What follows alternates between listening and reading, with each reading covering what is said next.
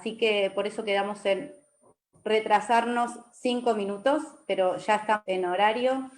Así que bueno, decirles nuevamente bienvenidos. Este es el segundo encuentro de capacitación que dará la doctora Claudia Valenti, quienes estuvieron en el encuentro anterior. Ella nos habló con respecto a la relación de las enfermedades crónicas, la actividad física, como prevención y tratamiento, y el día de hoy, tema súper interesante para todos nosotros, profesores de educación física, el tema va a ser qué actividades son recomendables y cuáles no, de acuerdo a la enfermedad con la que está atravesando nuestro alumno, alumna, para realizar la actividad física. Bueno, tenemos gente de nuevo de todas las provincias, muchos profesores de la subsecretaría también, así que Marta, te cedo la palabra, así das una bienvenida y le pasamos la palabra a la doctora. Hola, ¿cómo les va? Buenas tardes a todos. Un gusto que estén nuevamente, y a los que ingresaron recién hoy, también la bienvenida. Igualmente, lo que se hayan perdido, si no estuvieron la semana pasada, no importa, porque todo, creo que con la parte práctica y todo lo que va a dar la doctora, va a venir bien y les va a servir muchísimo. Bueno, le vamos a dar la bienvenida a la doctora, y gracias. No sé, Mirna, si vas a comentar algo respecto a la charla de hoy, de la finalización. Sí. También se va a contestar preguntas, no sé. Exacto. Si vas a aclarar eso. Sí, gracias.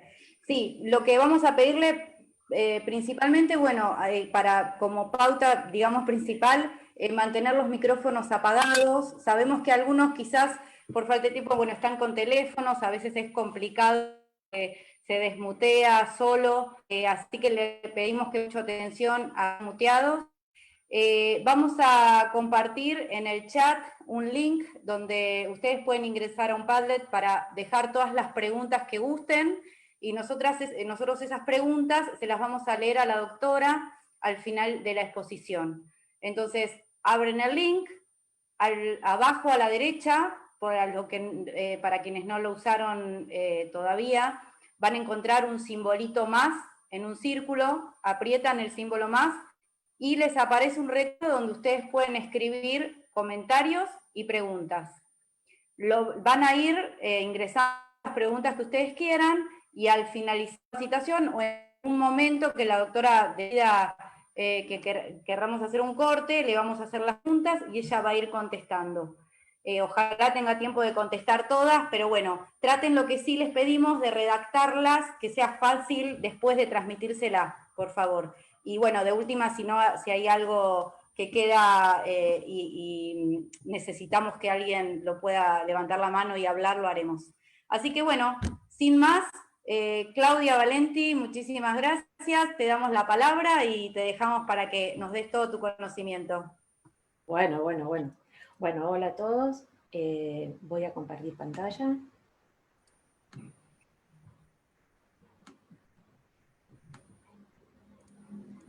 ¿Se ve ahí?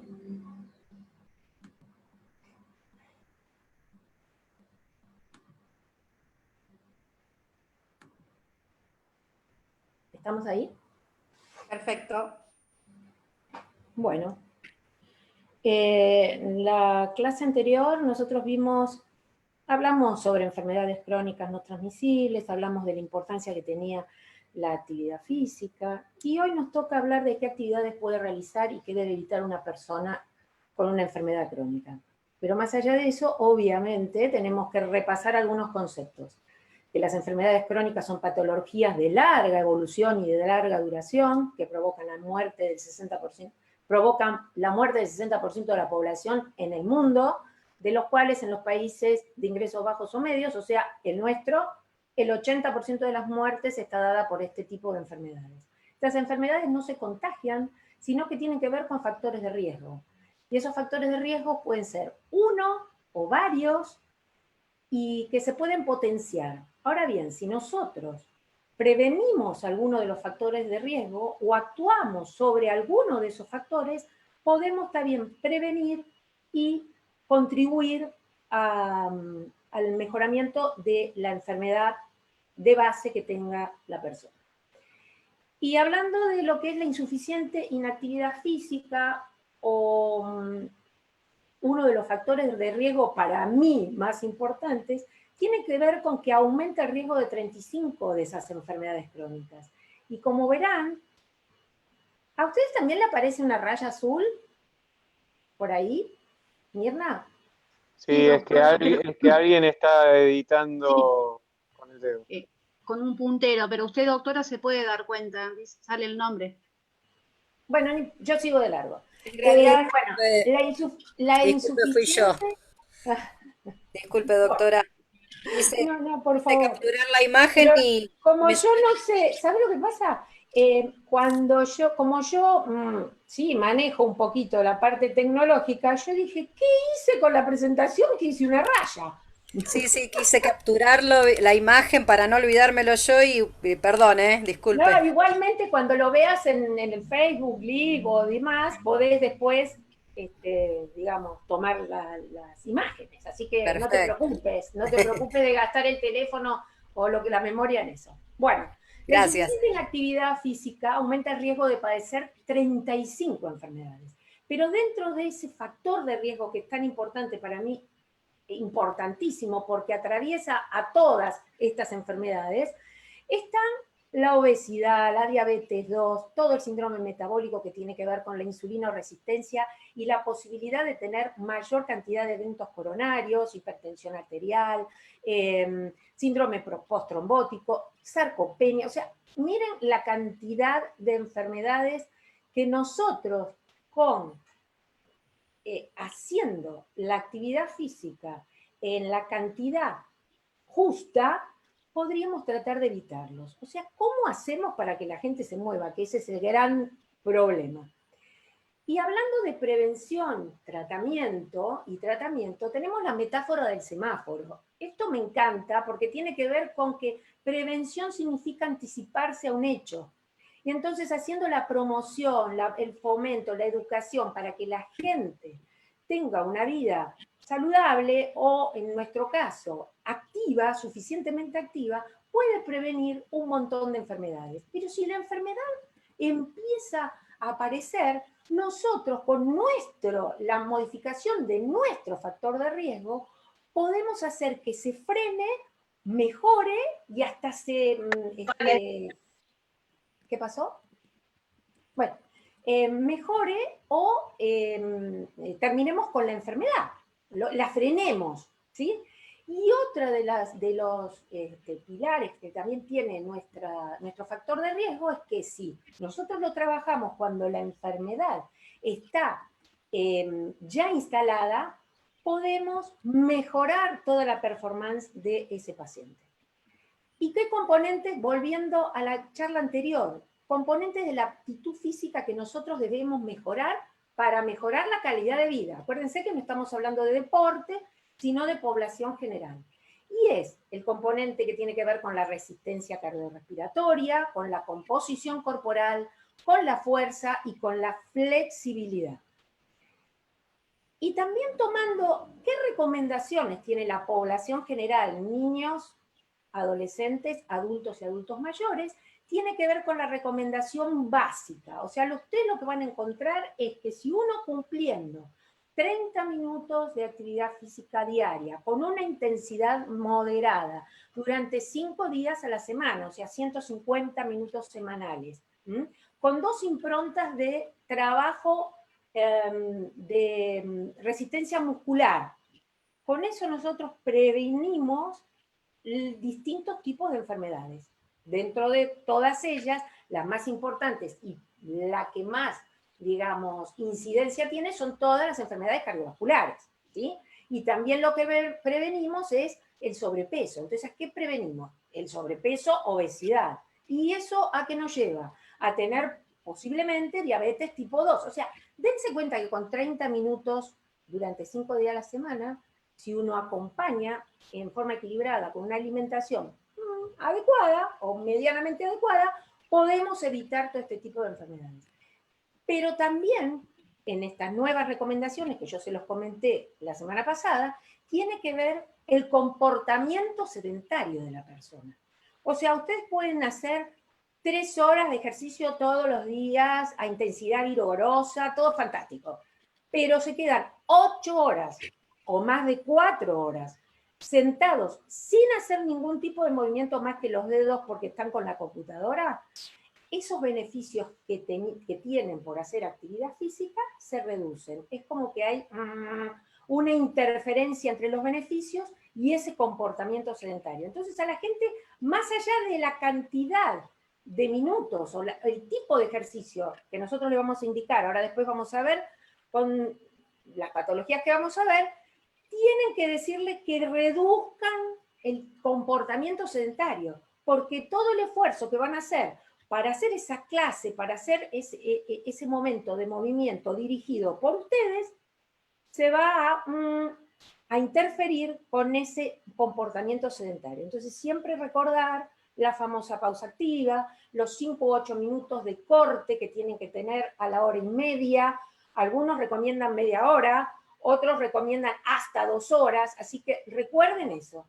Limitar el uso de pantallas, bueno, todo depende de con qué población uno se maneja. Si son adolescentes, si son chicos, bueno, otro de los requerimientos, o sea, otra de las formas de completar esos 30 minutos es dividirlo en 3 fracciones de 10, siempre teniendo en cuenta la intensidad que tiene que ser moderada, pero también podemos hacer de intensidad vigorosa 75 minutos semanales, divididos también en 2 o 3 días a la semana, para los que por ahí no tienen tanto tiempo de hacer actividad. Pero siempre recordar el comportamiento sedentario. Ayer tuve una jornada que tenían que ver con adolescencia.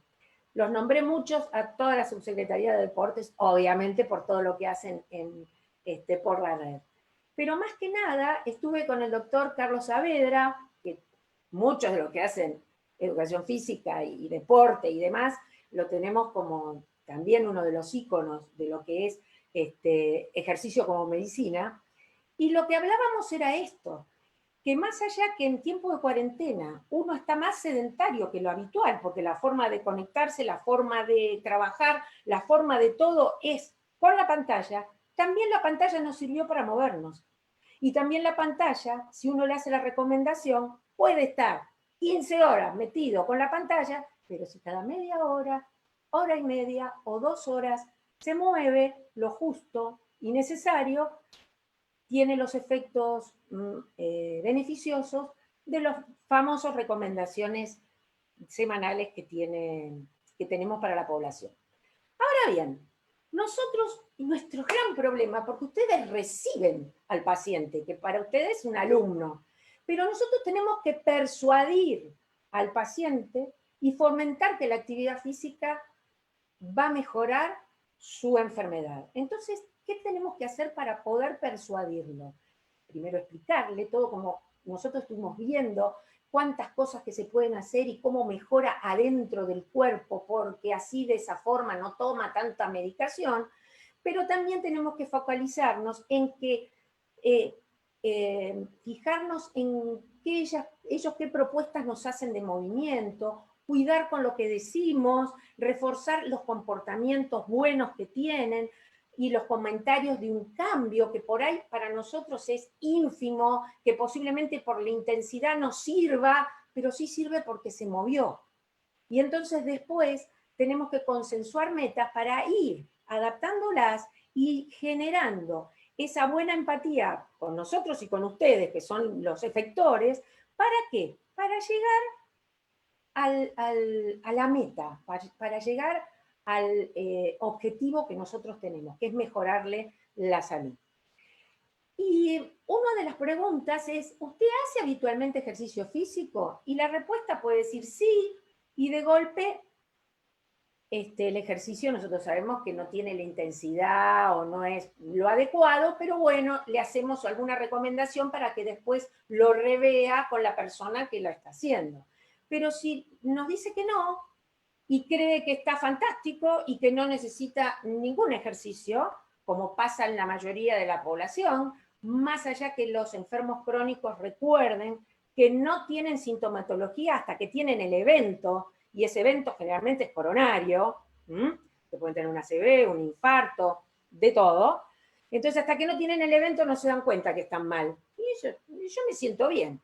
Entonces, hay que trabajarlo, hay que explicarle, hay que decirle que el ejercicio mejora la salud, y la mejor forma es explicando y tratar de conquistar esa cabeza para que nos preste atención y realmente haya un cambio de conducta. Y otra de las cosas que nos va a contestar, que nos dice, sí, la verdad, yo sé que el ejercicio es bueno. Y entonces lo que le preguntamos, ¿qué le impide hacer ejercicio? Porque nosotros tenemos que empatizar con el paciente y lograr los objetivos. Y el paciente que nos va a decir, o la persona que nosotros le queremos hacer ejercicio, nos va a decir que está cansado, que le duele la espalda, que tiene alguna enfermedad, que no le gusta hacer ejercicio, para eso lo tenemos que convencer, que no tiene edad para hacer ejercicio, que está muy complicado con la familia, que la verdad que no tiene ningún lugar cerca, que no tiene zapatillas, que no tiene nada para hacer ejercicio, que de hecho sabemos que muchas veces no necesita de nada, o que el lugar donde va a hacer ejercicio es un lugar donde hay, suceden robos o cosas que, bueno, eso sí le vamos a decir que sí, pero no en todos los lugares va a haber problemas.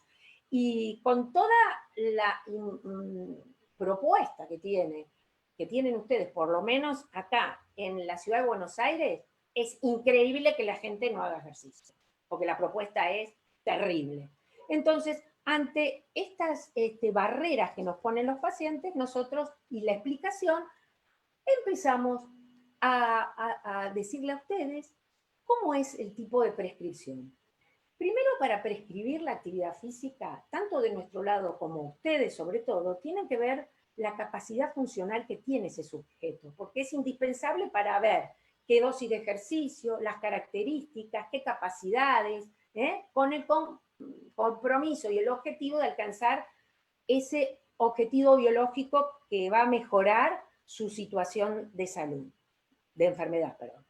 Entonces, ¿para qué queremos hacer ejercicio? Para provocar precisamente los cambios intracelulares, de aquellos que hablamos, ¿se acuerdan? Aumento de síntesis de proteínas, aumento de cantidad de mitocondrias y de enzimas transportadoras y de un montón de sustancias favorecedoras que solamente se activan si uno mueve los músculos. Y eso es lo que nos va a servir, esa es nuestra droga para que el paciente después se encuentre muchísimo mejor. Y que esa capacidad funcional del músculo le tenemos que explicar a ellos, pero más que nada les explico a ustedes, que es la capacidad de metabolizar grasas y azúcares que están implicadas en la mayoría de las enfermedades crónicas. Entonces, con respecto a las recomendaciones, este es un cuadro en donde se ejemplifica cómo es la prescripción de ese ejercicio, la intensidad, qué ejercicio es el ejercicio aeróbico, moderado, con una frecuencia de esfuerzo mayor al 60% de la frecuencia cardíaca máxima, 45% de la de reserva, o ese ejercicio aeróbico con intensidad vigorosa, qué tipo de carga tiene que utilizar cuando nosotros hacemos los ejercicios de fuerza, es el peso que resiste y que produzcan una fatiga al cabo de 8 o 12 repeticiones, así lo vamos a controlar. No le podemos dar una pesa de 20 kilos a una señora de 45 años que nunca levantó más que la bolsa del supermercado. Entonces, después, ¿qué otra pauta tenemos que trabajar? La flexibilidad, ¿se acuerdan? La flexibilidad. Al tope de los estiramientos, nada más, que le dé sensación de tirantez, nada más, soportable. Y así uno va aumentando, aumentando, aumentando para mantener una dosis, esta es la dosis mínima, pero nosotros tenemos que llevar al máximo que la persona siente ese cambio. La frecuencia, ya sabemos, 5 días por semana, 3 días la vigorosa, la otra la moderada, las 2 veces improntas que pueden sumarse también con la parte aeróbica de los ejercicios de fuerza, por supuesto pueden ser más veces en la semana, pero esto es lo mínimo que tenemos que hacer. Y por supuesto yo acá en flexibilidad siempre lo digo, no son 2 días por semana, son todos los días y todo el tiempo que uno pueda hacerlo. Más allá de eso, acá esto es lo que ustedes van a tener como contraindicaciones generales y contraindicaciones relativas de ejercicio, de las patologías que no pueden moverse, que no pueden hacer nada. Entonces, las contraindicaciones absolutas es para todas estas patologías que generalmente tienen que ver con la parte psiquiátrica y sobre todo cardiovascular. ¿Cuáles son las contraindicaciones relativas? Y las relativas son valvulopatías o problemas que tienen que ver también con lo cardiovascular y muchas veces con afecciones neuromusculares, pero que son, ¿por qué relativas? Porque hay ejercicios que pueden realizar, pero son muy específicos para profesionales especializados. O ustedes si trabajan, por ejemplo, la tercera tabla, ¿qué requiere un ejercicio supervisado y con seguimiento? Son ustedes trabajando en un gimnasio que tiene que ver con la rehabilitación cardiopulmonar. Ustedes también están en ese gimnasio. Hay muchos profes que se especializaron para hacer rehabilitación cardiovascular. Entonces, ¿cuáles son condiciones precarias? En donde no queremos que venga el alumno a hacer actividad física, porque lo puede condicionar a tener un evento, un asma inducida por el esfuerzo y sin una medicación, la actividad física prolongada y que no esté acostumbrado, unos trastornos en la conducción que tienen que ver con la electricidad del corazón, que esté con fiebre. Todos sabemos que si uno está con fiebre, que uno no se siente bien, si tiene dolores en distintas partes del cuerpo, no es óptimo hacer actividad física ese día, por lo menos. O sea, hay que recuperarse. Y la última es cuando la actividad física está como, hoy hacemos o no hacemos. Es como ustedes cuando abren las plazas.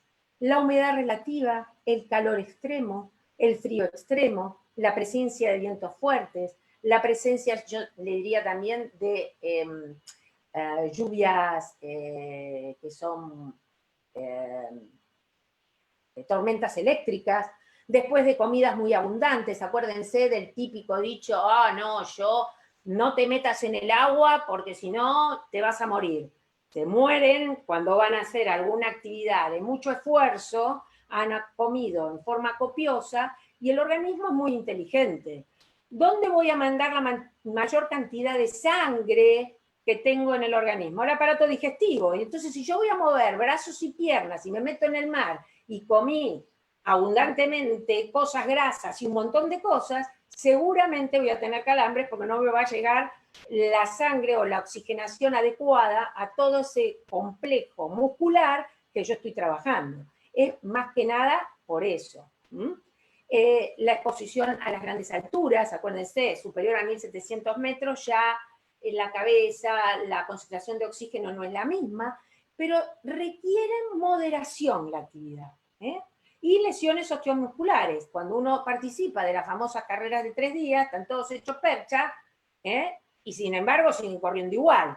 Después verán lo que pasa. Pero a un paciente que tiene alguna lesión porque se golpeó, o porque justo se torció un pie, y bueno, ese día moverán de la cintura para arriba y no le van a hacer mover la parte de los pies.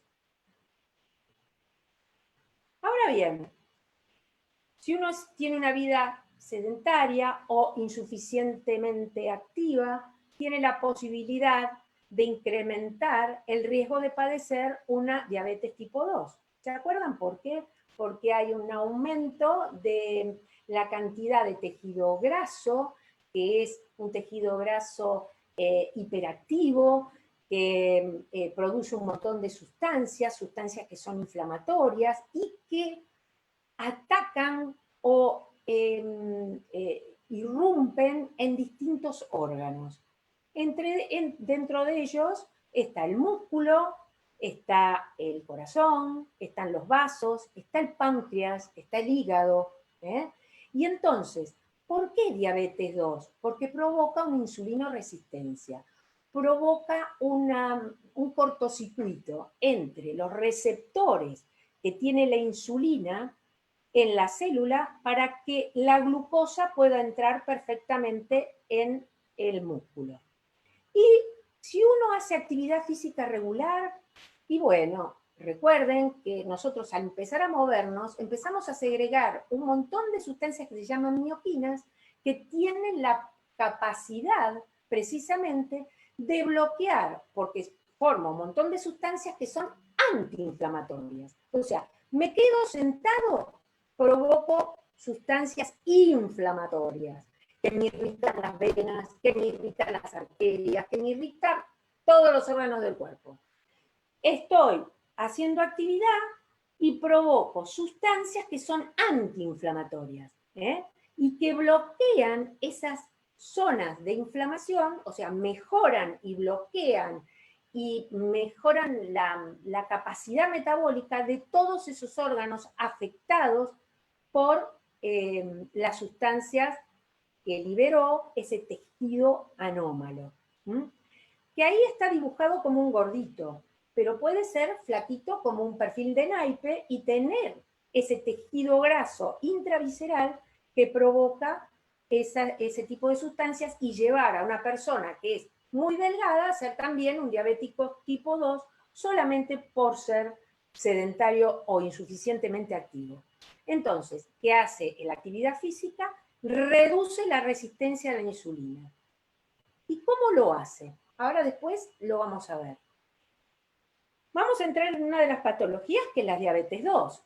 Entonces, para mejorar el perfil, el control glucémico y reducir el riesgo cardiovascular, ¿saben qué? Tenemos que hacer la recomendación que es para la población general, pero todos los días. 5 días a la semana y si ponemos 7, mejor. Y si no, 90 minutos semanales de ejercicio aeróbico vigoroso. Ahí aumentamos un poquito más. En vez de 75 tienen que ser 90. ¿Y por qué le damos ejercicio aeróbico? Más allá del trabajo muscular, que está indicado 3 veces a la semana. ¿Por qué?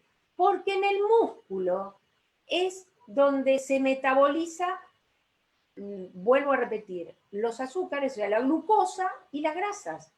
Entonces, cuanto mejor masa muscular o más masa muscular tengo, mejor voy a controlar los niveles de glucosa. ¿Sí? ¿Por qué? Porque la contracción muscular lo que hace, a expensas tenga o no insulina, porque esto va también para los diabéticos tipo 1, que eso es una charla aparte. Estimula la producción de AMPK, que estimula los GLUT4, que son los famosos receptores que hacen que la glucosa entre a la célula muscular y yo la pueda metabolizar. Y vuelvo a repetir, no necesita haber insulina para que yo pueda hacer esta acción con el ejercicio. Entonces, por eso en el diabético tipo 1 yo tengo que tener cuidado que cuando lo mando a hacer un ejercicio X, aeróbico por sobre todas las cosas, tengo que reducir la cantidad de insulina que él se aplica a la mañana, si el ejercicio es a la mañana o cuando sea la actividad que va a hacer, porque yo voy a tener como si fuera insulina extra por el ejercicio. Y esa acción es hipoglucemiante a lo largo del día. Y más todavía, posiblemente, a la noche. O sea, tengo que tener cuidado con la persona, sobre todo diabética tipo 1, si bien puede pasar en la 2 también, 2 medicada, toma la medicación que se llama metformina, lo manda a hacer ejercicio y está haciendo ejercicio en forma todos los días de la semana, hay un momento que me manda una hipoglucemia. ¿Por qué? Porque es como que el doble de medicación está tomando. Entonces es el momento donde se le empieza a retirar la medicación, la metformina, y el ejercicio es lo más importante. Y llega un momento que listo, no tomas medicación y no es más diabético tipo 2 porque los análisis le dan normales. Pero si tiene, deja de hacer actividad, vuelve otra vez a esa vida sedentaria, ya tiene el estigma de volver otra vez a tener la enfermedad. O sea, tiene que tener un cambio de estilo de vida. ¿Sí? ¿Qué ejemplos de ejercicios para diabético tipo 2? Y para un montón de gente, pero la mayoría de los pacientes con crónica. Moderada es caminar rápidamente, como yo siempre les digo. Caminar, estoy perdiendo el colectivo. Hacer aeróbicos en el agua, que bueno, por supuesto el agua sirve muchísimo, sobre todo en la gente sobrepeso obesidad, que es donde más nos vamos nosotros a abocar hoy. Andar en bicicleta, en el llano, pocas colinas, jugar al tenis dobles, empujar, o sea, cortar el pasto, hacer algunos, ¿cómo les puedo decir? Los ejercicios de jardinería, los que practican jardinería, muchas veces dicen, hizo el jardín, nada más. No, nada más no, depende de qué tipo de jardín, el tamaño del jardín y de las cosas que haga en el jardín. O sea, podar con las manos, o sea, hacer utilización del tren superior, estar haciendo todo el tiempo sentadillas porque está removiendo tierra. O sea, tiene distintos grados de esfuerzo la jardinería. La actividad moderada eleva el ritmo cardíaco, comienza a transpirar y en estas condiciones puede hablar. La vigorosa, que ya tiene una intensidad mayor de 6 METs, puede ser natación, pero con ganas, andar en bicicleta en pendiente, jugar single, básquet, trote, respiración dificultosa y rápida, eleva la frecuencia cardíaca muchísimo más y puedo hablar pero en forma cortada. Fortalecimiento muscular, levantar peso, bandas elásticas se usan un montón y andan fantástico. Los ejercicios primeros son con el uso de su propio peso. La jardinería intensa, cavando, ¿se acuerdan que recién lo nombramos? Eso es fortalecimiento muscular. Y yoga, porque tiene que sostener las posturas de yoga. Uno muchas veces piensa, yoga está re tranquilo. Sí, mantengan la postura, alguna de las posturas de yoga. Tienen que tener fortalecimiento muscular, porque si no, no lo pueden hacer. Y flexibilidad, sobre todo. Y en diabetes 1, ¿cómo nos arreglamos? Esto lo puse como para una cosa chiquita, porque diabetes es toda una charla. Diabetes tipo 1, insulino requiriente. Entonces, ¿qué pasa con el alumno para ustedes y el paciente para mí? Si la intensidad del ejercicio es baja, si la glucemia en ayunas es menor de 100, tiene que tener un aporte de hidratos de carbonos extra antes de hacer la actividad. Si es mayor de 100, no precisa comer nada antes de la actividad. Si la actividad es moderada y tiene la glucemia menos de 100, tiene que hacer un aporte, porque es más tiempo, tiene que hacer un aporte mayor de hidratos de carbono, ¿sí? Y monitorizarse sus glucemias.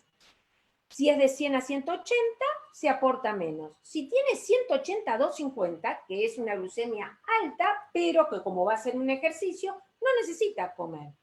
Pero si tiene una glucemia mayor de 250, no puede hacer ejercicio, porque ahí tenemos que ver si tiene cuerpos cetónicos en orina, que es lo único que a nosotros nos va a prohibir hacer actividad física en un diabético tipo 1. Si da negativo, lo esperamos a ver si esa glucemia con la insulina que se tendría que aplicar para corregir, vamos a ver en qué glucemia lo deja, para poder hacer la actividad o una actividad. Y si el ejercicio es intenso, que dura 2 horas, 1 o 2 horas, si es menor de 100, 50 gramos antes y 10 a 15 monetarizándose en el ejercicio, 100, 180 baja un poco, de 180 a 250, de 10 a 15, ahí sí se agrega más. ¿Por qué? Porque pasada la hora, ustedes recuerden los ejercicios aeróbicos, cuando uno hace un ejercicio, no importa que en 1 hora el que gana una carrera de 10 lo hace en 25 minutos, pero los que vienen atrás lo pueden hacer en 1 hora y media o más, porque depende de su performance, ¿sí? Su capacidad y cómo está entrenado. Y para esa persona, tardar más de 1 hora hace que sus depósitos de glucógeno hayan disminuido, que ya no los tiene más. Por eso es el aporte que en las carreras hacen con la fruta o bueno, están los que se chupan los geles o las bebidas deportivas que vienen con bastante hidratos de carbono, o se comen gomitas, o se chupa un caramelo, o se toma una gaseosa cola. Eso muchas veces lo hace la gente, los diabéticos, y vieron ustedes que en las carreras es lo que ponen para la gente, los membrillitos, la banana, bueno, todo ese tipo de cosas es precisamente para darle el aporte de hidratos para que los músculos sigan funcionando bien y no se sienta agotado. Pero la gente muchas veces piensa que el que tarda media hora, de hacer 10 kilómetros, tarda media hora porque tarda. Y es un tipo que está trabajando y entrenando un montón. Y ellos quieren hacer lo mismo y entonces se tragan 200 millones de geles en menos de 40 minutos y después tienen un montón de problemas gastrointestinales, un montón de problemas que tienen que ver con la concentración que nos trae esa exageración de hidrato de carbono a nivel sanguíneo, porque por cada sobrecito tendríamos que tomar medio litro de agua o 400 centímetros cúbicos de agua, hay que diluirlo, ese gel. Hay que enseñarles a usar muy bien el gel. Bueno, obesidad en un cuerpo diagramado de este tamaño, tenemos agregado un montón de tejido que precisamente no es muscular y en donde el paciente en esas rodillitas y estos piecitos, esta cadera, y pero sobre todo las rodillas y esos pies, tiene que soportar un peso que muchas veces es 2, 3, 5 veces mayor que el peso máximo que podría tener. O sea que es como si fuera un atleta que trabaja con sobrecargas de peso para mejorar su performance. Olvídense. El obeso tiene mucha problemática porque tiene mucho en la carga mecánica. Esa carga aberrante produce un dolor crónico, músculo-esquelético. No hablemos, o sea, acá se puede hablar del obeso mórbido, pero nosotros vamos a hablar del sobrepeso obeso que vemos todo el tiempo en la calle. Aquel que camina, que no es que no se pueda levantar, no es que no se pueda rotar, no es que no se pueda mover.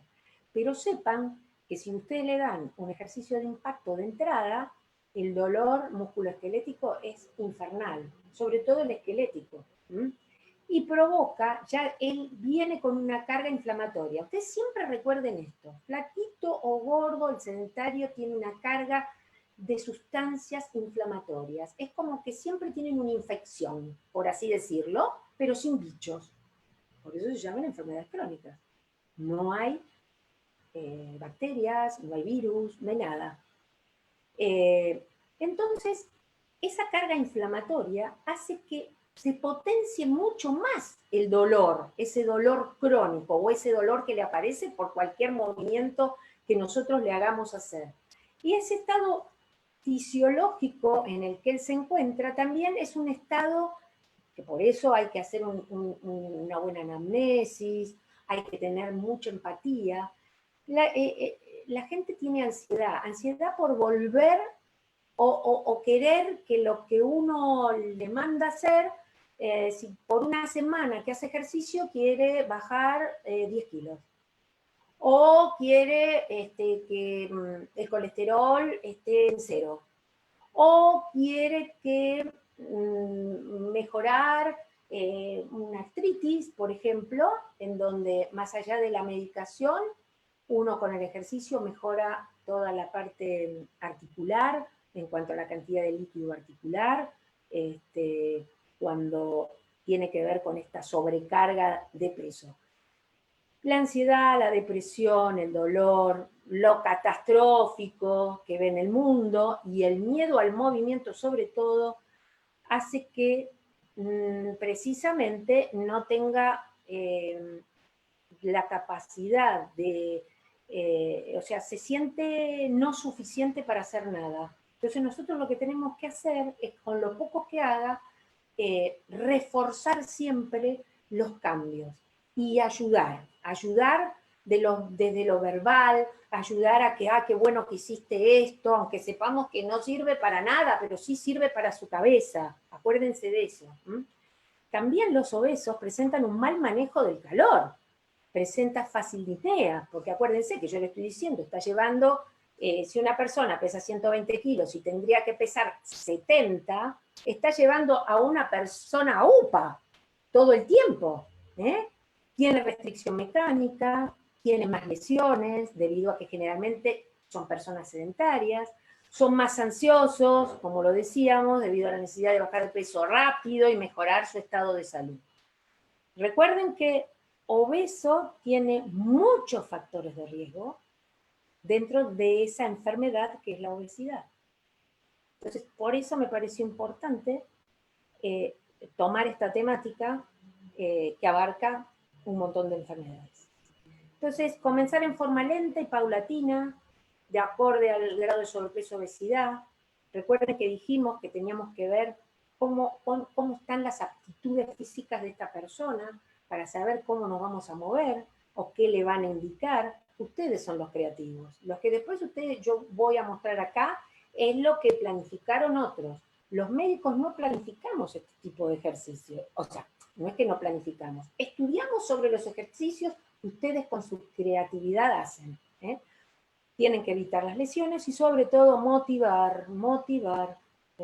Acuérdense que ellos no tienen ni perseverancia, mucha gente no tiene ni perseverancia ni voluntad, que son las dos vitaminas, P y B con B corta, que no existen en la farmacopea mundial. ¿Qué prescripción es la ideal? 2 días de fuerza y el aeróbico famoso de intensidad moderada, 5 sesiones a la semana, pero ¿de cuánto? De 60 minutos. Acá no nos sirven los 30. Pero nosotros que de entrada le vamos a decir, bueno, 2 días hace fuerza, 5 días camine 1 hora. No. Todo esto tiene que ver con distintas etapas, que son 3. La primero hay que reacondicionar la fuerza. Si no tiene fuerza no puede hacer nada. O sea, los ejercicios se hacen por la fuerza y flexibilidad. Entonces, ahí buscamos aumentar la tolerancia al esfuerzo.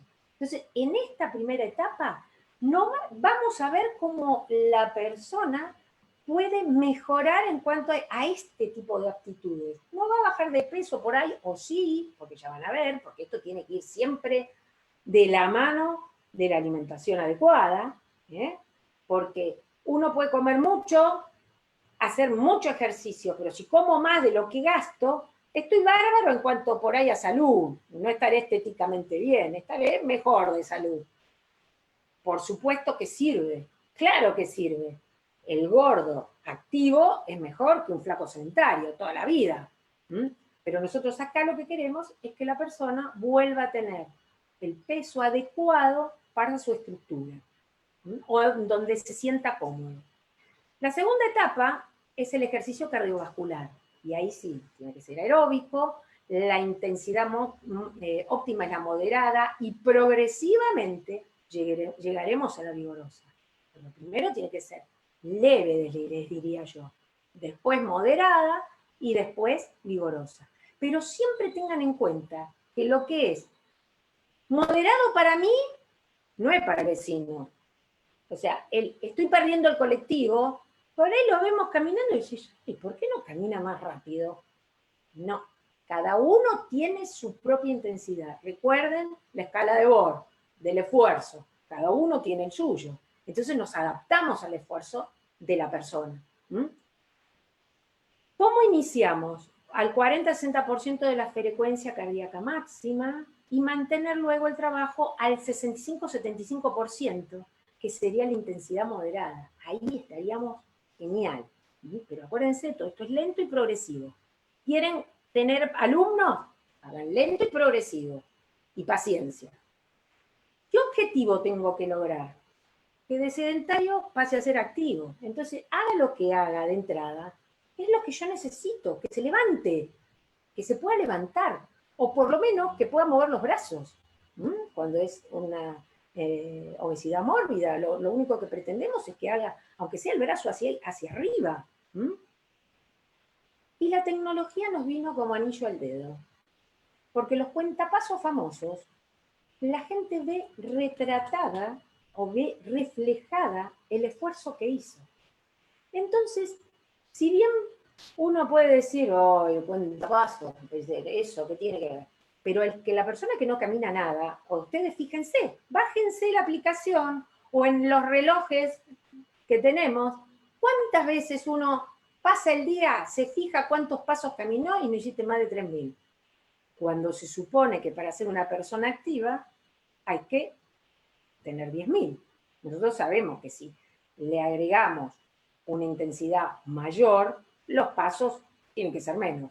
Pero hablando de trabajo de pasos, digamos, de 6.000 a 8.000, está más o menos, pero la idea es llegar a los 10.000. Entonces, a la persona le provoca una sensación de que estoy controlando mi propio trabajo.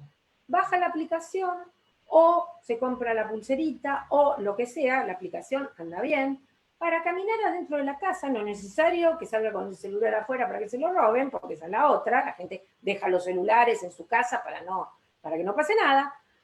Pero uno le puede pedir, bueno, usted me camina, me agrega por semana 2.000 pasos. Va haciendo de a poquito cada vez más pasos por semana y me va agregando pasos. Y hay múltiples estudios en donde que avanzar hasta llegar a los 10.000 pasos se asoció con un 46% menos de riesgo de mortalidad. Y que con la comparación de un recuento de riesgo de muerte a 10 años. Recuerden que hablamos la semana pasada de causas de muerte a 10 años. Nosotros podemos saber el riesgo de mortalidad en 10 años si la persona en el día de la fecha tiene diabetes o tiene colesterol o fuma y si hace o no actividad física. Con esos parámetros hay unas tablas en donde nosotros podemos calcular riesgo a futuro, a 10 años. ¿Saben cómo impacta? En todos los eventos llevamos el cartelón gigante y la gente, ay, a ver, y cuando le decís, y usted en 3 años se puede morir. No se lo decimos así, pero usted puede tener un evento, le decimos, un evento coronario. No sabe, la gente se queda como, ¿y qué puedo modificar? Y fíjese con la alimentación, y fíjese si puede dejar de fumar, o fíjese si se puede mover más. También se comparó que el recuento basal de pasos, el incremento de 2.000 pasos diarios hasta llegar a 10.000, se asoció con una tasa de eventos cardiovasculares menor al 10%. Por eso yo le estoy diciendo, cada semana o cada 2 semanas, porque lo ven medio lento o medio a la persona. Pero ¿saben qué? Esto de ver los pasos, no saben cómo los estimulan. Yo no sé si los conté a ustedes o a otros. Tenía una amiga, yo tengo una amiga, compañera de secundario, que ella llegó a pesar 130 kilos. Y cuando estaba en 100 kilos, hizo un montón de carreras de las que ustedes hacen, y ella venía atrás.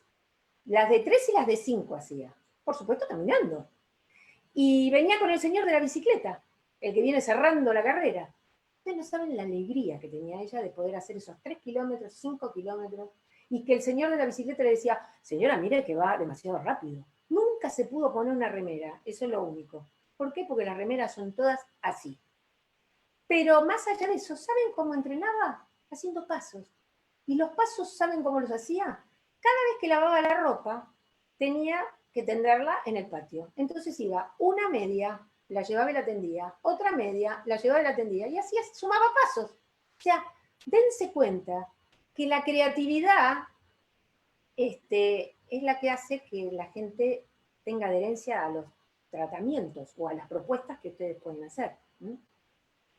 Estos son esquemas de paso a paso cómo hacemos mover a un obeso.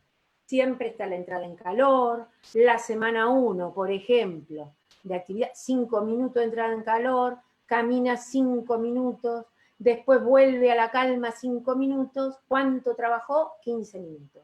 Después, otra semana se le puede agregar hasta que llega a los 30. Cuando llega a los 30 minutos, uno le dice, bueno, camine 30 minutos, 5 días a la semana, haga trabajos de fuerza, que después vamos a ver cómo, o puede hacer estas 3 combinaciones, hasta llegar a los famosos 60 minutos, que son en total los 300 minutos diarios, que muchos trabajos avalaron que tiene que hacer una persona para poder mantener el peso adecuado, el peso al que quiso llegar. O sea, puede servir siempre acompañado con la alimentación, recuerden eso, pero después esa persona que llegó a su peso tiene que siempre hacer un poco más que otra persona que estaba con peso normal. ¿Y cuáles son las actividades? Porque caminar, sí, se puede caminar, pero ¿qué actividades? Millones. Desde trabajar en silla, desde trabajar con bandas, desde trabajar sobre la pared para el esfuerzo de brazos, la pileta, pero hay que animarse, porque hay mucha gente que le da vergüenza, porque la pileta sería el medio ideal, porque no tienen el peso del cuerpo, o sea, eliminamos el problema del peso del cuerpo. O sea, aquagym, natación, lo que quisieran se puede hacer en la pileta. El trabajo de bandas es genial. ¿Por qué este señor está haciendo esta sentadilla? ¿Saben por qué? Porque el obeso tiene prominente todo el abdomen prominente hacia adelante y con eso genera una lordosis y una inclinación de toda la columna que provoca muchísimo más dolor. Entonces, haciendo, cuando ya están en condiciones, teniendo fuerza, se tienen que levantar sin utilizar apoyo, que es lo mismo que uno hace en tercera edad o en gente que tiene una sarcopenia, por así decirlo. Tenemos que lograr que se levanten sin apoyo.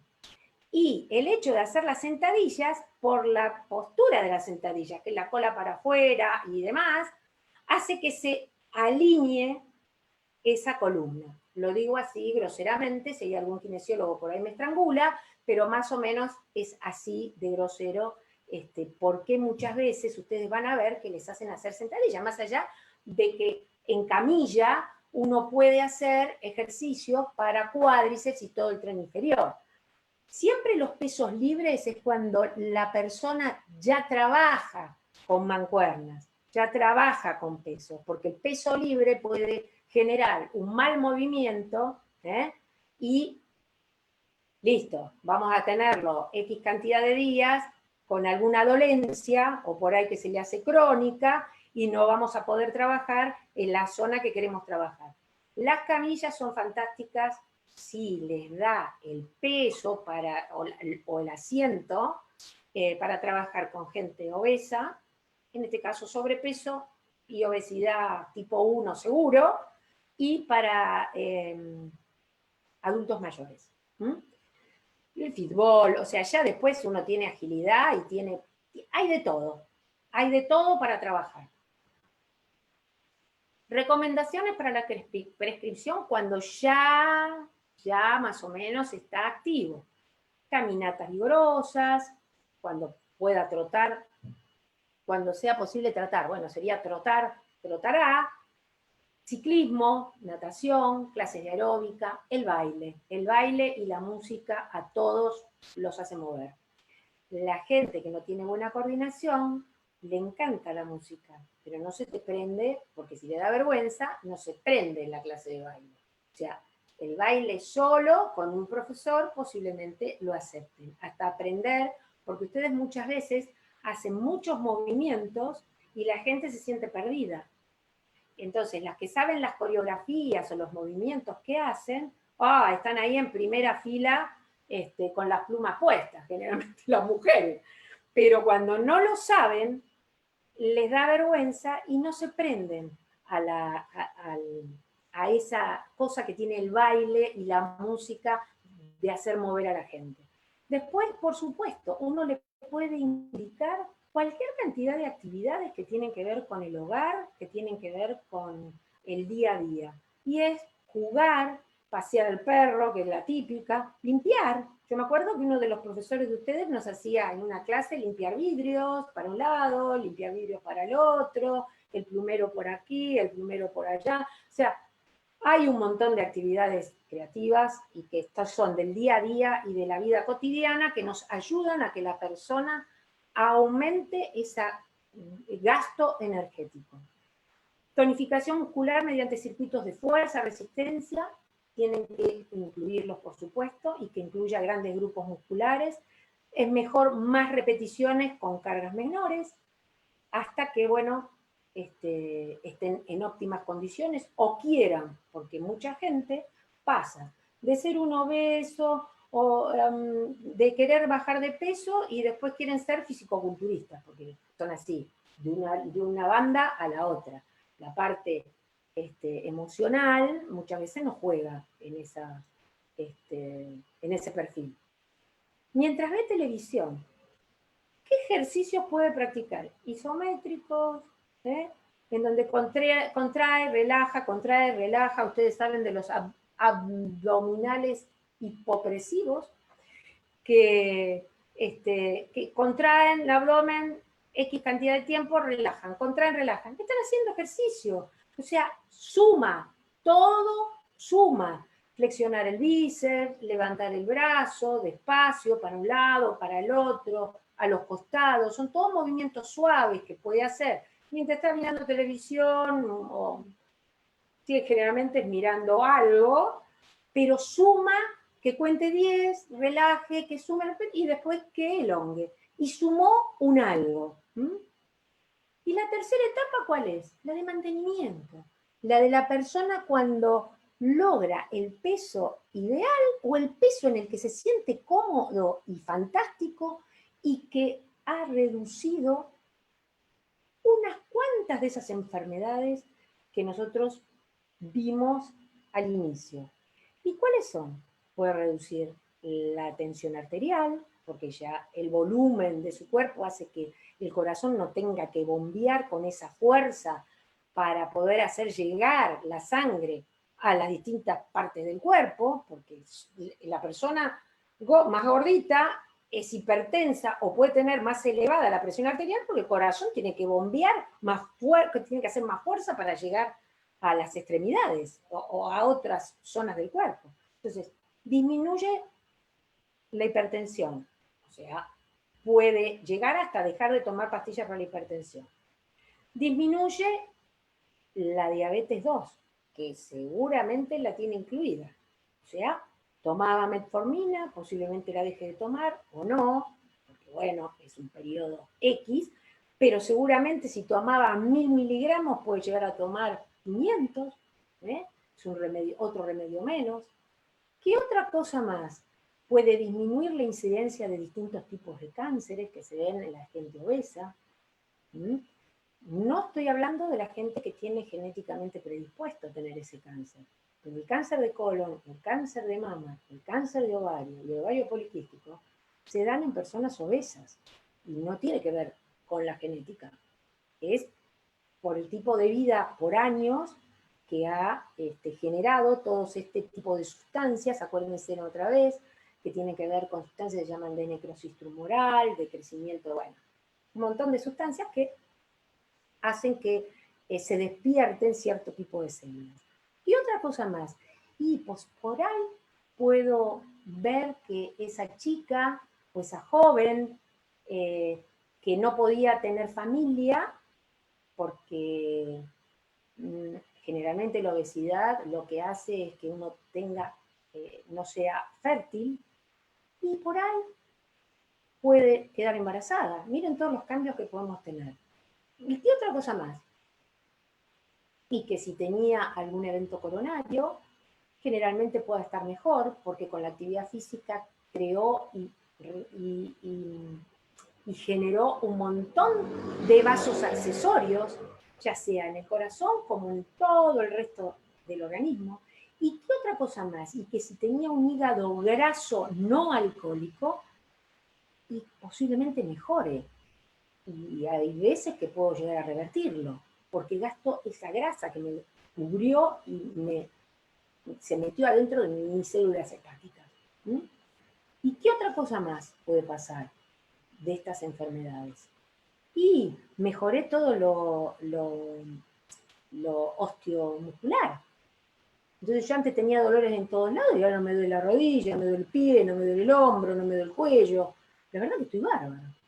Y puedo hacer un montón de cosas que antes no hacía. Entonces, miren cómo uno puede llegar a cambiar y cuántas otras enfermedades tratando solamente un factor de riesgo. Estamos hablando de actividad física. Y cómo interviene en todo lo demás. Muchas veces yo pienso, ¿no? Cómo profesionales de la salud, más allá de camine, no, es como que no le dan bolilla de esta herramienta que es gratis, pero lo que pasa es que cuesta mucho que la gente entienda que es tan importante. Porque nosotros, ¿qué hicimos?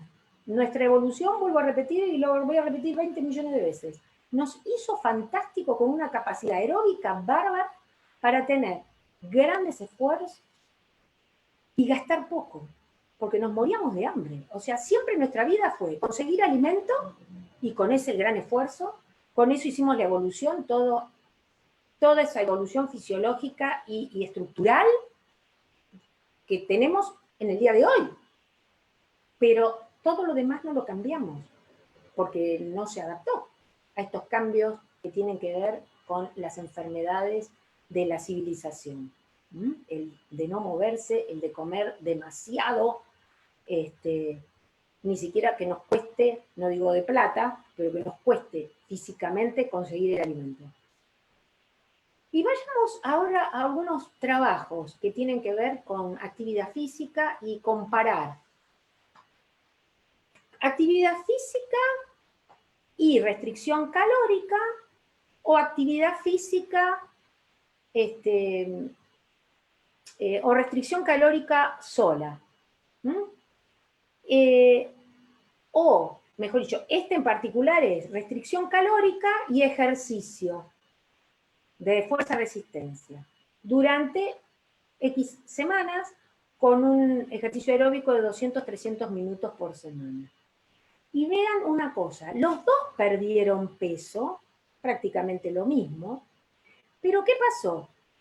El grupo de ejercicio lo que logró, más que nada, más allá de la pérdida de grasa, que fue mayor, porque ganó masa muscular, y esa masa muscular hizo que la chemerina C, el marcador inflamatorio, y la resistencia a la insulina mejorara muchísimo más.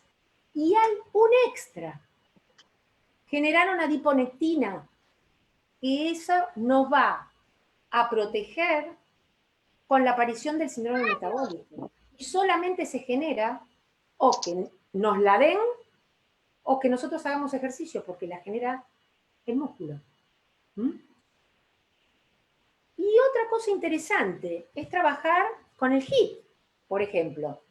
¿Y en el HIIT con quién vamos a trabajar? Y en los que ya tienen algún rango de preparación física, y sobre todo adolescentes, este trabajo está hecho en adolescentes mujeres, y se les trabajó con HIIT, porque si no se pudren, se cansan por el tiempo que lleva. ¿No vieron que ahora está muy de moda HIIT, Tabata? Y aparte se sabe que es fantástico, porque realmente da resultados. Da resultados, pero ¿qué pasa? No tenemos que tener comportamiento sedentario después agregado, porque si no, todo ese trabajo que es bárbaro, qué sé yo, que es en poco tiempo, para tener más tiempo, si lo vamos vamos a estar sentados más de 4 horas, acuérdense, de corrido, aumenta la incidencia de muerte por más ejercicio que hagamos. Vamos otra vez a este trabajo, el HIIT lo que mostró fue un descenso muy significativo del perímetro de cintura, más que con el ejercicio convencional, de intensidad moderada. ¿Qué otra cosa más? Los valores de glucemia e insulina disminuyeron en los dos. También los niveles de leptina, que solamente con el ejercicio se pueden disminuir, ¿sabían? Porque la leptina es una hormona que nos dice, come, come, come, y solamente con el ejercicio la podemos disminuir de nuestro torrente sanguíneo. Aunque los resultados de las dos modalidades de entrenamiento fueron buenas, el HIIT lo que demostró es que mejora más, o sea, mejora la composición corporal en cuanto a más masa corporal, masa muscular y menos grasa, sobre todo la intravisceral, que lo notamos por el perímetro de cintura, y mejor tolerancia al esfuerzo máximo.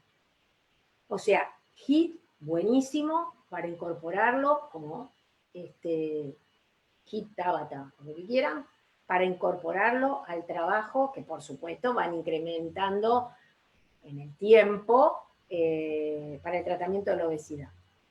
Resumiendo, me estoy muriendo de calor.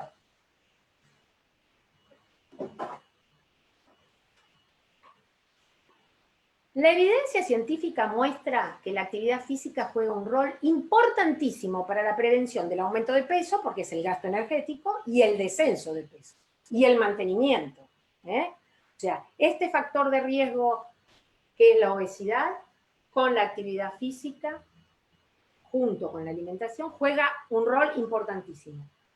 Pero la evidencia más importante es que para mejorar la pérdida de peso y sostenerla en el tiempo, tiene que hacer por lo menos 200, 300, yo diría 300 minutos semanales, siendo una propuesta muy eficaz para lograr el objetivo. Es el cuento de pasos, los famosos pasos durante el día. Para lograr el descenso de peso, los resultados que se obtendrán realizando solo actividad física van a ser modestos, como vimos en uno de los trabajos. Ahora nosotros estamos armando un consenso que tiene que ver con todos los deportes y actividades, cuáles son los mejores para disminuir, para mejorar, o sea, para el descenso de peso en los obesos. Serán modestos o no, siendo muy importante la combinación de actividad física con un plan alimentario. Hay evidencia de que la actividad presenta múltiples beneficios, que ya lo saben, para la salud, más allá de que si la persona adelgaza o no adelgaza. Lo sabemos, ¿por qué? Porque es beneficioso para el resto del organismo, más allá que de la composición o el peso. Ahora bien, acá les puse la clasificación de los deportes, que ustedes seguramente lo van a saber, y qué actividades según el nivel de intensidad uno puede, que son indicadas para el fortalecimiento osteomuscular. Con respecto a una carga baja que tiene el deporte, es el billar, los bolos, el cricket, el golf. El golf lo que tiene es el tema de la caminata, pero realmente, bueno, por supuesto, cuando uno juega a nivel profesional es otra la impronta. Acá estamos hablando de población general. Bueno, la carga estática media es el corredor de motos, coches, equitación, buceo. Con respecto a la otra lista, que es lo que más me interesa, tiene que ver la intensidad. Entonces, la intensidad, acuérdense que nosotros medimos en METs, y que una intensidad moderada es caminar rápido es un poquito más, entre 3 y 5 y pico, montar en bicicleta a ritmo suave, subir escaleras, o sea, es para tener una idea, sobre todo esto es para los profesionales de la salud, para que tengan una idea de qué cosas, si la gente le pregunta, cómo uno tiene que responder y decirle el ejemplo de lo que le sirve. Por ejemplo, muchas veces nosotros a los chicos les digo, ¿ustedes no saben saltar a la soga? ¡ay, qué lindo saltar a la soga! Y yo digo, ¿ustedes no le hicieron a los chicos saltar a la soga? Ay, la verdad que no. Bueno, una de las cosas que tiene que hacer un nene que está con sobrepeso es saltar a la soga en el momento que ya tenga la suficientemente fuerza, que no tenga mucho impacto en esas articulaciones, y puede saltar a la soga haciendo campeonatos con el hermano o con el padre, con la madre, saltar todo, saltar con el perro, no sé, como quieran. Porque saltar a la soga tiene primero que no ocupa espacio, digamos la soga, y aparte es algo que es lindo y entretenido poder hacer. Aparte se pueden jugar carreras, saltando la soga, se puede hacer muchas cosas. Y me acuerdo que hace unos años atrás, en mi escuela saludable, lo que habían repartido para que los chicos se muevan en los recreos, porque bueno, no importa, son muchas historias, la que tiene que ver con educación y los padres, y repartieron elásticos y sogas para saltar, para que los chicos controlados pudieran hacer ese tipo de ejercicios que antes uno lo hacía en forma habitual. La otra vez me habían preguntado que tenía que ver si había forma de saber el riesgo cardiovascular que podía tener los chicos cuando fueran adultos. Y entonces yo les comenté que había trabajos, hay un trabajo que es de Entre Ríos y se hizo con una muestra bastante grande y con la batería alfa, que ustedes la vieron con Carlos, en donde se planteó hacer estos test en los chicos y se vio que 1 de cada 3 chicos tuvo un nivel de capacidad aeróbica indicativo de riesgo cardiovascular futuro. 1 de cada 3. ¿Qué significa esto? Que 1 de cada 3, cuando sea un adulto, puede llegar a ser obeso, sobrepeso, tener hipertensión, tener diabetes 2. Nosotros estamos viendo diabéticos 2 de 12 años. O sea, miren cómo ha cambiado. El 10% de la población menor de 5 años son obesos en Argentina. El 82% de los adolescentes son inactivos físicamente. No llegan a los 60 minutos diarios de actividad física recomendada. ¿Y eso a qué nos lleva? A que prontamente tengan las problemáticas de los adultos. Se dice que las generaciones futuras, en vez de vivir más, pienso que como la mía, van a vivir menos, porque están teniendo eventos mucho más jóvenes, eventos cardiovasculares, eventos de todo este tipo de enfermedades. Ahora bien, también hablamos la otra vez de que mejoraba las capacidades. ¿Y qué capacidad? Capacidad intelectual. Ustedes saben que en niños, adolescentes, en cualquier persona que hace actividad física, aeróbica sobre todo, aumenta ¿qué? Aumenta la interconexión de las neuronas, aumenta la cantidad de neuronas, aumenta la vascularización cerebral, sobre todo en esta área que se llama hipocampo, en donde hace que la persona sea menos agresiva, tenga mejor humor y que tenga mejor las capacidades intelectuales. En este caso tiene que ver con las capacidades en lengua, interpretación y lectura, y en donde después de haber sido expuestos a 4 o 6 semanas de ejercicios. Unos chicos tenían los 2 clases de ejercicios básicos que brinda la escuela en su programación.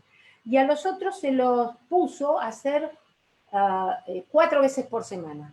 Esos que hicieron 4 veces por semana sociabilizaron más, estaban, ya les digo, menos agresivos, más conectados, y aumentaron su rendimiento de estudio. Bueno, ya casi estamos terminando. Agente hipolipemiante, ¿qué quiere decir? Que baja los lípidos. Agente antihipertensivo, baja la presión. Inotrópico positivo, que mejora la frecuencia. Cronotorópico negativo, acuérdense que somos bradicárdicos los que hacemos actividad física. Vasodilatador, diurético, anorexígeno, acuérdense, la leptina. Reductor de peso, catárquico, hipoglucemiante, ansiolítico, calma la ansiedad. Hipnótico, porque si hacemos actividad bueno, salvo el estrés, chicos, que mata a todos, si hacemos actividad y estamos en un medio más o menos, precisamente no es el año, es un hipnótico porque relaja, el cuerpo necesita dormir. Y con cualidades antidepresivas, en el año 84, el doctor William Roberts dijo que era el ejercicio físico. Miren qué píldora interesante que tenemos. Tenemos la mejor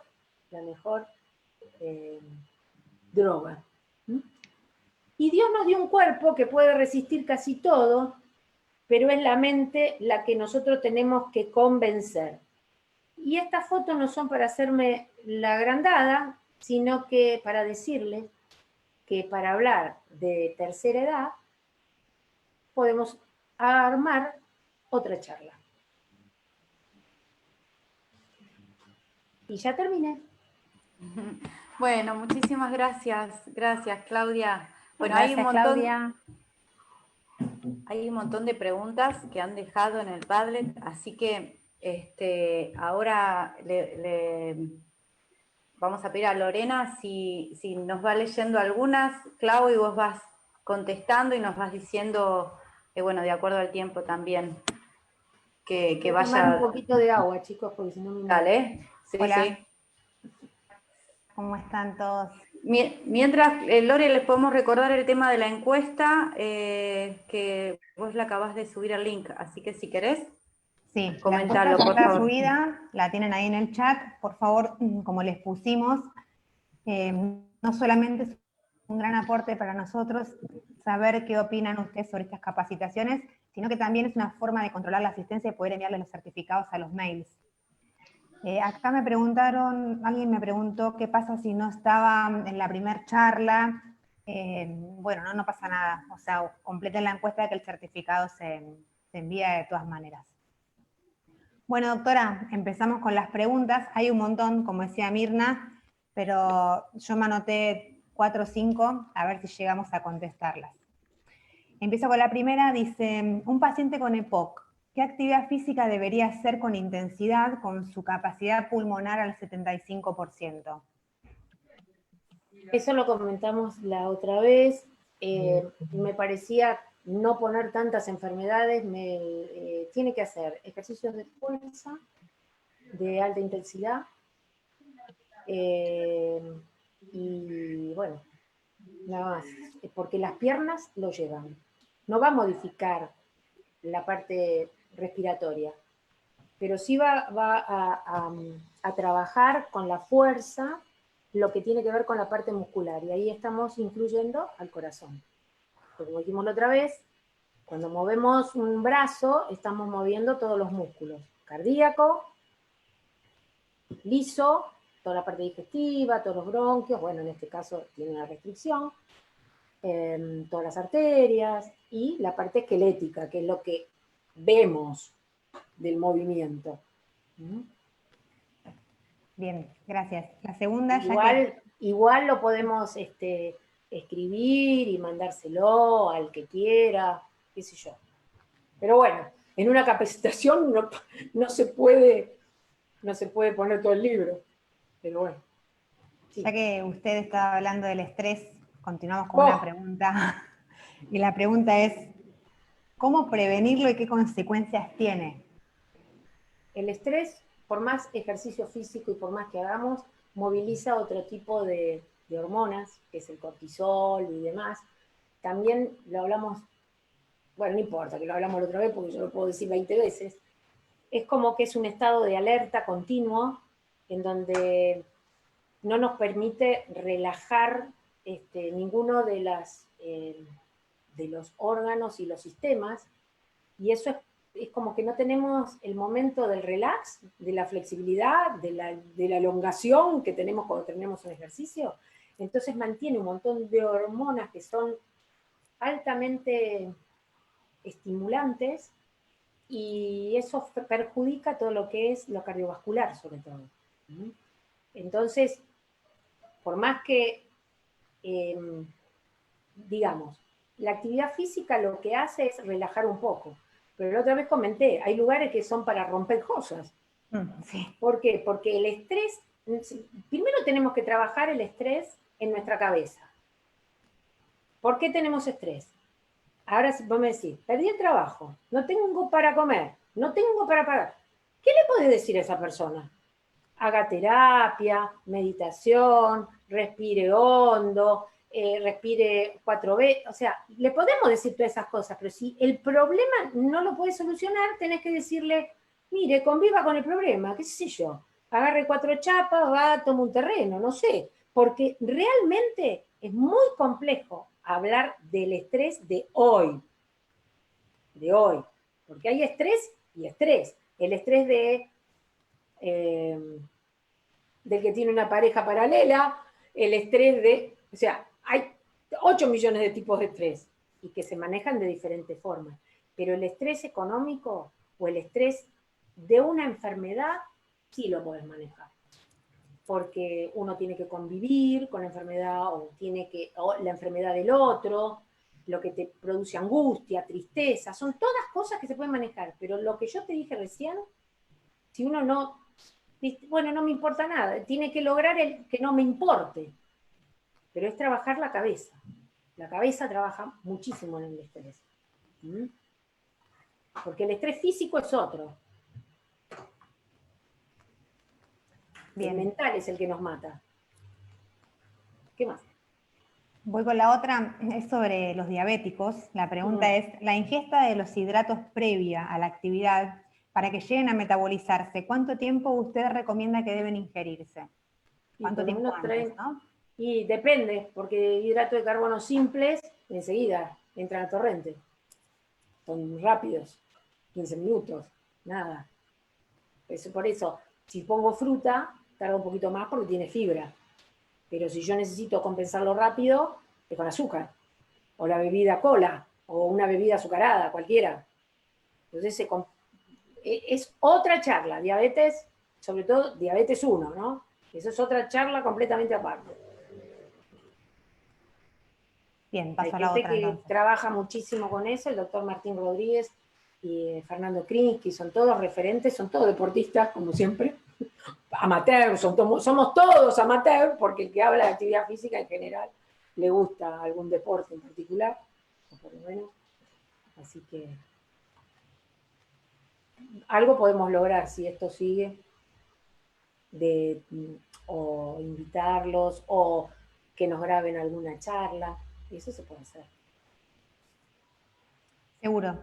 Pasamos a la otra, que es sobre condromalacia. Y la pregunta dice, ¿qué tipo de actividad física y o deporte puede realizar la persona que lo tiene, ya sea en una rodilla o en ambas? A ver, ya ahí tiene que, generalmente lo tiene que ver, la actividad física se le indica un poco el kinesiólogo y después de ahí, depende de cómo esté esa estructura, podrá hacer lo que pueda, lo que se le indique. No es que, a ver, primero hay que ver la evaluación de la persona y después recién uno puede indicarle el ejercicio. Y en general lo lleva a cabo de entrada, o sea, cuando es chiquitín, el chico, son todos ejercicios para no rehabilitar, sino que, bueno, lograr una cierta condición, para después poder explayarse en alguna otra actividad más compleja. Bueno, tengo otra pregunta que es más bien una opinión, y es, ¿qué opina usted sobre la no obligatoriedad del acto físico para realizar actividad física? A ver, una cosa es en la escuela, estamos hablando, son cosas diferentes. A mí me parece que en la escuela primaria no tendría que haber ningún acto físico de nada por el tipo de actividad que llevan. Una cosa es hacer un deporte con una exigencia X. Porque lo que estamos haciendo es siempre poner a la actividad física como, si no tiene laptop no hace actividad física. Bueno, ¿por qué no tiene matemática también? Digo yo, ¿no? Se utiliza de una forma muy particular el acto físico. Para mí, una buena anamnesis y el control que todo chico tiene que tener, un control médico tendría que ser lo obligatorio. Control médico, no el acto físico. Y con respecto que si viene de atrás de lo que me preguntás, el bendito electrocardiograma, seguramente te lo ponen ahí, otro rollo. Porque en general, el que tiene alguna alteración o una patología cardiológica de niño ya está diagnosticado antes. En la adolescencia nosotros indicamos, ahí sí estaría, es la indicación, un electro. ¿Por qué? Porque en ese momento uno puede tener una miocardiopatía hipertrófica, que es el momento en donde uno la puede detectar. ¿Por qué? Porque está justo en la parte de crecimiento y desarrollo máximo. Y se detectan bastantes patologías. Y precisamente los adolescentes son los que menos concurren al consultorio. Entonces sería una forma también de una pesquisa de la miocardiopatía para después no tenerla o que tenga un evento cuando es un jugador de fútbol a los 18, 19 años y se cae seco en el medio del campo. Pero no para una actividad de escuela. Y el que tiene alguna patología, pondrá el médico, no, esto no puede ser. Igual que el chico asmático. A ver, el chico que está bien controlado no tiene por qué no hacer la clase de actividad física. Por supuesto, usted dice, sí, si le pasa algo, porque viste, todo el tema es ese, por eso los chicos no corren ni juegan en los recreos, porque te hacen la denuncia. Yo trabajaba en SAME colegios. Escúchenme, mancha gato, ustedes que son profes, ¿cómo era mancha gato? 4 patas, tenés 3, tocas. Bueno, si a mí me toca otro y yo estoy en 3 patas, me caigo. Listo, se cayó. SAME. Tocan la flauta. Y 4 salitas de 5. Y ¡pum! Flautazo en la cabeza al otro. SAME. ¿Por qué? Porque si no tienen ese escrito, los padres te hacen denuncias. O te hacían, por lo menos. Es un despelote. ¡Ay, el dedo! Mire, no sé si se ve, vamos a mostrar. Este dedo yo lo tengo chingado para allá, ¿sí? Yo fui muy jugadora de vóley en una época. Me quedó chingado el dedo. Ahora, yo cuando estaba en el secundario no venía a decir que me dolía el dedo, que se me dobló para un costado. Ahora es, ay, no, porque tienen que llamar, porque yo tengo el dedo que le pegué así y entonces tienen que llamar al médico. Esto entre nosotros. Es muy complejo. Por eso tampoco, o sea, ahora, con esta cuarentena, y los chicos viviendo con los padres todo el tiempo, yo creo que no van a hacer tanto lío cuando están en la escuela. Es más, le van a rogar, por favor, que no los larguen. Otra. Doctora, y para cerrar, hago la última. Sí. Y la pregunta es sobre personas bajo tratamiento de quimioterapia. Dice, ¿qué contraindicaciones en los tratamientos oncológicos con quimioterapia, ya sean endovenosas, subcutáneas u orales, usted encuentra que hay? Tendría que leerlo más, pero están indicados. Es más, están indicados intradiálisis, las 4 horas de diálisis. ¿Cómo se llama? Ezequiel. Espeche, es el apellido, pero me falta, Correas Espeche, es el creador de un sistema que tiene, él es un trasplantado renal, fue también